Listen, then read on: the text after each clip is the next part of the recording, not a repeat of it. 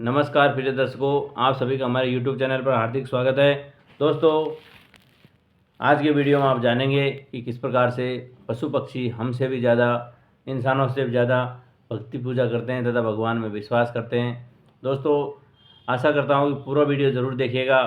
आप इस वीडियो में जानेंगे कि एक पक्षी जो एक कोमल चिड़िया है, उसकी कहानी मैं आपको बताऊँगा, जिसने किस प्रकार से एक मंदिर का पुजारी अर्थात भगवान शंकर का सेवक जो दिन रात पूजा आरती करता था, लेकिन दोस्तों जहाँ जिसके मन में स्वार्थ प्रवृत्ति आ जाती है, लालच प्रवृत्ति आ जाती है, भगवान वो के नज़दीक होने के बावजूद भी भगवान उसके परिवार में कुछ न कुछ कमी रख देते हैं।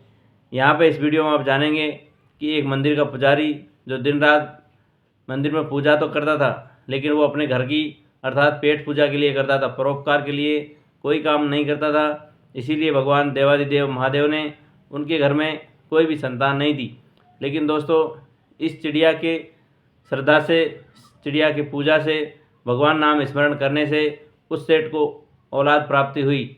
आप इस वीडियो में जानेंगे कि किस प्रकार से एक बेजुबान पक्षी जो कि कोमल चिड़िया है, उसने महादेव की सेवा पूजा किया और एक नगर सेठ को,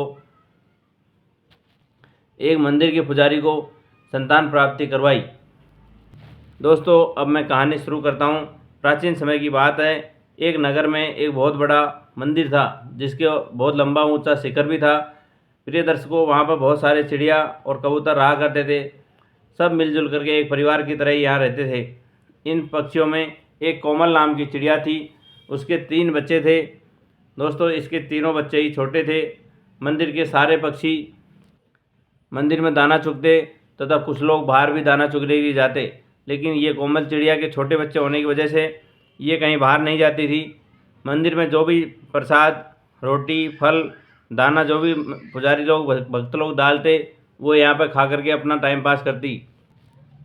प्रिय दर्शकों, एक समय की बात है कि जिस प्रकार से अभी कोरोना में प्रोटेक्शन लगे थे, मंदिरों को बंद कर दिया गया था, उसी प्रकार की महामारी पहले आई और मंदिरों को बंद करना पड़ा। अब प्रिय दर्शकों, यहाँ पर कोई भी पुजारी तथा कोई भी भगत लोग आते नहीं थे, जिसकी वजह से मंदिर में जो दाना चुगा डालते थे वो सारा बंद हो गया। धीरे धीरे करके सारे पक्षी वहाँ से चले गए, लेकिन ये कोमल चिड़िया वहीं रही, क्योंकि इसके तीनों बच्चे अभी छोटे थे तथा मंदिर में ही खा करके टाइम पास करती थी। लेकिन अभी भक्तों के नहीं आने की वजह से मंदिर में कोई दाना चुगा रहा नहीं। इसके बच्चे भूख से तड़पने लग रहे। एक दिन कोमल चिड़िया सोचती है कि मैं भी दाना चुगने के लिए कहीं मंदिर से बाहर जाऊं। तो प्रिय दर्शकों, वो मंदिर में बाहर निकलती है और नगर की गलियों गलियों में ढूंढती है, लेकिन वहाँ गली में कोई आदमी नहीं मिला, किसी भी घर पे उसको खाना नहीं मिला। वो सब घरों के ऊपर बैठ करके चहचहा करके वापस आ गई। उसके बच्चों का भूख से तड़प तड़प के बुरा हाल हो रहा था। अब दोस्तों, धीरे धीरे दूसरा दिन का समय आ जाता है। अगले दिन कोमल चिड़िया कहती है कि मैं किसी भी हाल में आपके लिए दाना चुगा लेकर के आऊँगी। तो दोस्तों, उड़ती उड़ती वो शहर के पास एक मंडी थी, अनाज मंडी, वहाँ चली जाती है। लेकिन जहाँ इंसान ही नहीं रहेंगे, वहाँ मंडी में अनाज कहाँ से आएंगे। तो दोस्तों, उसको वहाँ भी अनाज नहीं मिला। इसके बाद एक ट्रक जो अनाज खाली करके जा रहा था, उसने देखा कि अनाज के कुछ दाने ट्रक के अंदर पड़े हुए हैं। तो वह कोमल चिड़िया उस ट्रक के अंदर दाना चुगने लग जाती है और उसका ध्यान नहीं रहा। थोड़ी देर बाद उस ट्रक ड्राइवर ने दरवाज़ा बंद कर दिया और कोमल चिड़िया उस ट्रक के अंदर ही बंद रह गई और ड्राइवर ने ट्रक को स्टार्ट कर दिया। तो प्रिय दर्शकों, काफ़ी देर, घंटे 2 घंटे चलने के बाद वो ट्रक ड्राइवर ने एक होटल पे अपने ट्रक को रोका और उसने सोचा कि मैं कुछ चेक कर लेता हूँ। तो उसने जैसे ही ट्रक का दरवाज़ा खोल करके चेक करने की कोशिश किया, कोमल चिड़िया ने सोचा कि यही सुनहरा मौका है, क्योंकि वह अपने चिंता में पड़ गई कि मैं आज कहाँ फंस गई, मेरे बच्चे भूख से तड़प रहे हैं। मौका पाते ही कोमल चिड़िया वहाँ से फुर्र से उड़ जाती है। यह नज़ारा जब ड्राइवर ने देखा तो वह चकित रह गया। अब प्रिय दर्शकों, चिड़िया बहुत तेज़ी से उड़ी, लेकिन अब वो दिशा का भ्रम हो गया था कि मैं किस दिशा से आई थी और मुझे कहाँ जाना चाहिए। अब दोस्तों, आप सभी जानते हैं कि हमारे से भी ज़्यादा पशु पक्षियों के अंदर विवेक भगवान ने दिया है, क्योंकि इसके पूर्वजों ने इसको सिखा रखा था कि जिस दिशा में सूर्य निकलता है वह दिशा सूर्य पूर्व होती है। तो इस चिड़िया ने उसी हिसाब से उड़ान भरी सूर्य को देख करके। अब ये उड़ते उड़ते उस नगर के तरफ तो पहुंच गई, लेकिन अभी इसके ये नहीं मालूम चल रहा था कि जो मंदिर है वो कहाँ है, क्योंकि दोस्तों बहुत देर इसको हो गई थी। उधर कोमल चिड़िया को अपनी बच्चों की फिक्र खाई जा रही थी। कोमल चिड़िया का रो रो करके बुरा हाल था। इसके पास अनाज के दाने तो हैं, लेकिन अपने बच्चों की भूख नहीं मिटा पा रही, क्योंकि अभी वह उनके पास पहुंच ही नहीं पाई है। प्रिय दर्शकों, अब यह चिड़िया भगवान शंकर से प्रार्थना करती है कि हे भगवान, आप कोई भी चमत्कार करके मेरे बच्चों का पता लगवाइए ताकि मैं उनके पास पहुंच सकूं। तो प्रिय दर्शकों, कुछ देर बाद एक मंदिर से बड़े से घंटे की आवाज़ आती है। घंटा जैसे ही बजता है, इस चिड़िया के कान में आवाज़ आती है और ये अंदाज़ा लगा लेती है कि किस दिशा से हमको आवाज़ आई है। तो दोस्तों, चिड़िया उड़ करके जहाँ से घंटे की आवाज़ आई उधर पहुँच जाती है और उसको वह मंदिर, वह गली, वह बच्चे उसके मिल जाते हैं। अभी ये सोचती है कि मंदिर तो इतने दिनों से बंद है, आखिर घंटा बजाया तो किसने बजाया। प्रिय दर्शकों, जैसे ही वो मंदिर में जाती है और घंटा बजने के लिए कैसे आवाज़ आई, किसने बजाया, तो घंटा हवा से हिल रहा था और यह देख करके वो चकित रह गई कि हो न हो ये भगवान श्री हरि, भगवान शंकर का ही चमत्कार है। इसके बाद इसका कुछ समय गुजर बसर ठीक से होने लगा। अब भगवान की कृपा होती है कि कुछ दिनों बाद मंदिर वापस से खुल जाता है और पहले की तरह वही भक्त लोग वापस से अनाज और फल और रोटियां लेकर के आने लगे। यह कोमल चिड़िया यहीं पे धीरे धीरे अपने बच्चों को अनाज खिला करके बड़ा कर लिया। अब दोस्तों, इसके बच्चे जानते थे कि मेरी माँ ने हमें किस प्रकार से खतरों का सामना करके पाला है, किस प्रकार से मुसीबत झेली है। तो बच्चों ने भी कसम खा लिया कि हम अपनी माँ की सेवा करेंगे, चाहे कुछ भी हो जाए। तो प्रिय दर्शकों, अपने तीनों बच्चों ने कहा कि माँ, अब आप कहीं दाना चुगने के लिए जाने की ज़रूरत नहीं है, आप इसी घोंसले में रहेंगी और हम आपके लिए खाना लेके आया करेंगे। दोस्तों, बच्चे रोज़ अपनी माँ के लिए खाना लेके आते। अब बच्चे धीरे धीरे बड़े भी हो गए, इनकी शादी हो जाती है, इनकी पत्नियाँ आ जाती है। इसके बावजूद भी इन्होंने अपनी माँ की कदर करने में कोई कमी नहीं रखी और अपनी माँ को घोंसले में लाकर खाना खिलाते। उधर इस चिड़िया को मालूम था कि जो मंदिर का पुजारी है वो ना संतान है ना पुत्री है। प्रिय दर्शकों, आप सभी जानते हैं कि घर में जब मियाँ बीवी होते हैं और उनके बाद कोई संतान नहीं हो तो उनके घर में एक कलह, एक अशांति पैदा होती रहती है।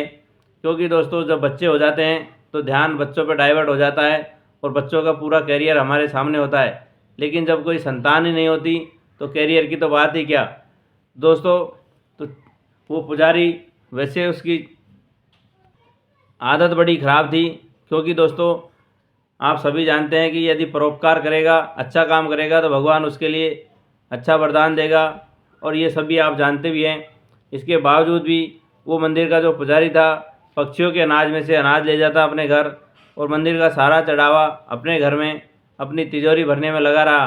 कोई भी उसने सड़क, बावड़ी, कुएं, तालाब, कोई परोपकार का काम नहीं किया, कोई पेड़ पौधे नहीं लगवाए, कोई हैंडपम्प नहीं लगवाए, सारा धन इकट्ठा करता रहा।